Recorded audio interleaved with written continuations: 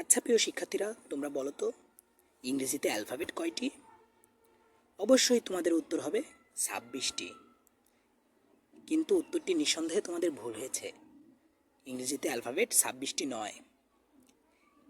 এ বিষয়ে বিস্তারিত আমি তোমাদের ক্লাসে শেষে বলবো। সো সম্পূর্ণ ক্লাসটিতে আমার সাথেই থাকো এবং ক্লাসটি মিস করো না। আসসালামু আলাইকুম প্রিয় শিক্ষার্থীরা, তোমরা সবাই কেমন আছো? আশা করি তোমরা সবাই ভালো আছো। আজকে আমরা গ্রামারের দুইটা গুরুত্বপূর্ণ টপিক শিখব। এক, লেটার, ও দুই, অ্যালফাবেট। লেটার এবং অ্যালফাবেট আজকে ক্লাসের মাধ্যমে আমরা শিখব। তো লেটার এবং অ্যালফাবেট ক্লাসটি করার আগে আমি তোমাদের কয়েকটি প্রশ্ন করি, প্রশ্নগুলোর উত্তর দাও। আচ্ছা বলো তো ইংরেজিতে অ্যালফাবেট কয়টি? অবশ্যই তুমি উত্তরটি পারো। তোমার উত্তরটি অবশ্যই হবে ইংরেজিতে অ্যালফাবেট 26টি। কিন্তু তুমি কি জানো তোমার উত্তরটি ভুল হয়েছে? ইংরেজিতে অ্যালফাবেট 26টি নয়। এবার আরও দুটি প্রশ্নের উত্তর দাও তো। এবার বলো তো ইংরেজিতে স্বরবর্ণ কয়টি এবং ব্যঞ্জন বর্ণ কয়টি? তুমি অবশ্যই অবাক হচ্ছ যে ইংরেজিতে স্বরবর্ণ ব্যঞ্জন বর্ণ, স্বরবর্ণ ব্যঞ্জন বর্ণ তো আমরা বাংলাতে শিখেছি যে বাংলায় স্বরবর্ণ 11টি, ব্যঞ্জন বর্ণ 39টি, কিন্তু ইংরেজিতেও স্বরবর্ণ ব্যঞ্জন বর্ণ আছে। তাহলে ইংরেজিতে স্বরবর্ণ ব্যঞ্জন বর্ণ কয়টি? আসলে এই প্রশ্নগুলোর উত্তর আমাদের বাবা মা বা টিচার যারা আছেন তারাও পারে না। নাহলে তুমি আজকের ক্লাসটি করার পরে, সম্পূর্ণ ক্লাসটি করার পরে তুমি তোমার টিচার বা বাবা মাকে জিজ্ঞেস করবে, আচ্ছা বাবা বলো তো ইংরেজিতে অ্যালফাবেট কতটি? দেখো তোমার বাবার উত্তর অবশ্যই হবে 26টি। কিন্তু আসলে ইংরেজিতে অ্যালফাবেট 26টি নয়। এবং তুমি এই প্রশ্ন চাইলে করতে পারো তোমার টিচার বা বাবা মাকে বা বড় কাউকে, যে ইংরেজিতে স্বরবর্ণ কয়টি এবং ব্যঞ্জনবর্ণ কয়টি, দেখবে তারা গুলিয়ে ফেলবে। চলো তাহলে আজকের ক্লাসটি শুরু করা যাক এবং এই সম্পর্কিত সকল প্রশ্নের সমাধান করা যাক। তাহলে আমরা প্রথমে চলে আসি লেটারে। তাহলে প্রথম প্রশ্নই তোমাদের কাছে, লেটার বা বর্ণ কাকে বলে? আমরা অনেকেই জানি, আবার অনেকেই জানি না লেটার বা বর্ণ কাকে বলে। সহজ বিষয়, সে কারণে আমরা অনেকেই শিখতে চাই না। লেটার বা বর্ণ কাকে বলে? ইংরেজি ভাষা লিখে প্রকাশ করার জন্য যে সাংকেতিক চিহ্ন বা প্রতীক ব্যবহার করা হয়, এই সাংকেতিক চিহ্ন বা প্রতীকগুলোকে লেটার বা বর্ণ বলে।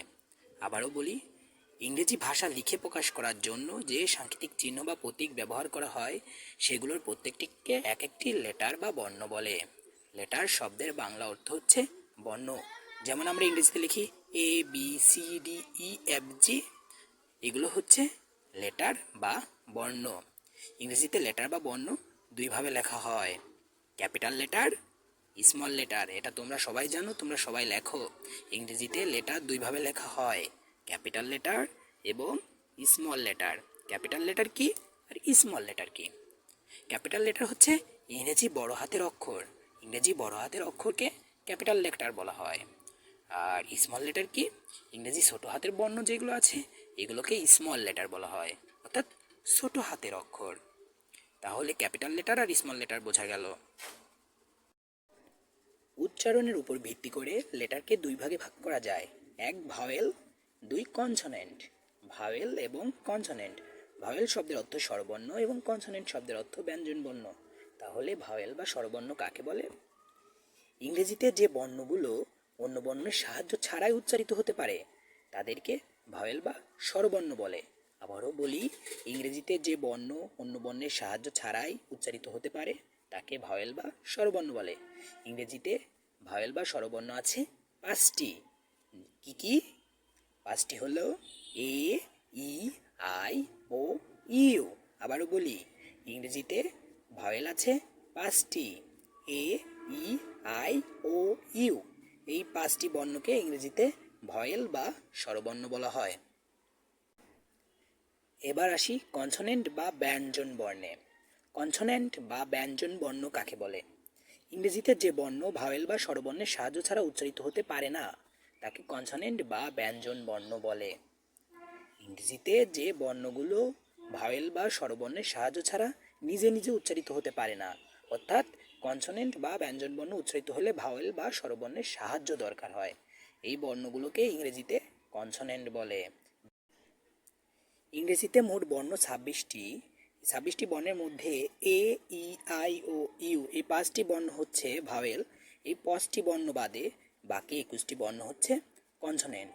B C D F G H J K L M N P Q R S T V W X Y Z. এই শব্দগুলো ভাওয়েল বা স্বরবর্ণের সাহায্য ছাড়া উচ্চারিত হতে পারে না। যেমন বি, বি উচ্চারিত হতে হলে বি একটা ই আসে, এই ই ছাড়া বি উচ্চারণ করা সম্ভব নয়। ই কিন্তু ভাওয়েল, অর্থাৎ বি উচ্চারণে ভাওয়েল ই এর সাহায্য লাগে। আবার যদি আরেকটা বর্ণ উচ্চারণ করি ডি, ডি উচ্চারণ করতে গেলেও কিন্তু ই এর সাহায্য লাগে। ভাওয়েল ই এর সাহায্য ছাড়া ডি উচ্চারণ করা সম্ভব নয়। আবার যদি এম উচ্চারণ করি, এম উচ্চারণের সময় একটা এ প্রথমে আসে, ভাওয়েল এ এর সাহায্য ছাড়া এম উচ্চারণ করা সম্ভব নয়। তেমনি ডাব্লিউ, ডাব্লিউ যদি উচ্চারণ করি আমরা, ভাওয়েল ইউ এর সাহায্য লাগে, ভাওয়েল ইউ এর সাহায্য ছাড়া ডাব্লিউ উচ্চারণ করা সম্ভব নয়। অর্থাৎ কনসোনেন্ট বা ব্যঞ্জন বর্ণ ভাওয়েল বা স্বরবর্ণের সাহায্য ছাড়া উচ্চারণ করা সম্ভব নয়। এর জন্যই কনসোনেন্ট বা ব্যঞ্জন বর্ণ কাকে বলে? ইংরেজিতে যে বর্ণ ভাওয়েল বা স্বরবর্ণের সাহায্য ছাড়া উচ্চারিত হতে পারে না তাদেরকে কনসোনেন্ট বা ব্যঞ্জন বর্ণ বলে। তাহলে এবার বলো তো ইংরেজিতে ভাওয়েল কয়টি এবং কনসোনেন্ট কয়টি? অবশ্যই তোমরা এবার পারবা। ইংরেজিতে ভাওয়েল 5টি, যথা এ, ই, আই ও ইউ, এবং ইংরেজিতে কনসোনেন্ট 21টি, B, C, D, F, G, H, J, K, L, M, N, P, Q, R, S, T, V, W, X, Y, Z. এবার তোমরা এই প্রশ্নগুলোর উত্তর দাও তো। লেটার কাকে বলে? লেখার উপর ভিত্তি করে লেটার কত প্রকার ও কী কী?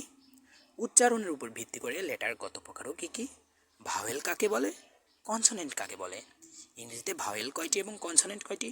আশা করি তোমরা এই উত্তরগুলো পারবে, কারণ আমরা ইতিমধ্যে এই উত্তরগুলো জেনেছি। এবার আসো ওই প্রশ্নগুলো আবারও শোনা যাক, যেই প্রশ্নগুলো ছাত্রদের ধরলেও পারে না, বড়দের ধরলেও পারে না। এমনকি আমিও ছোট থাকতে আমার স্যারকে ধরেছিলাম, তিনি পারছিল না। তো প্রশ্নগুলো হলো, ইংরেজিতে অ্যালফাবেট কয়টি? নিশ্চয়ই তোমার উত্তর হবে 26টি, যা আগেও হয়েছে। স্যার বা যারা আছে তারাও বলবে ইংরেজিতে অ্যালফাবেট 26টি, কিন্তু ইংরেজিতে অ্যালফাবেট 26টি নেই। এই উত্তরটি সম্পূর্ণ ভুল।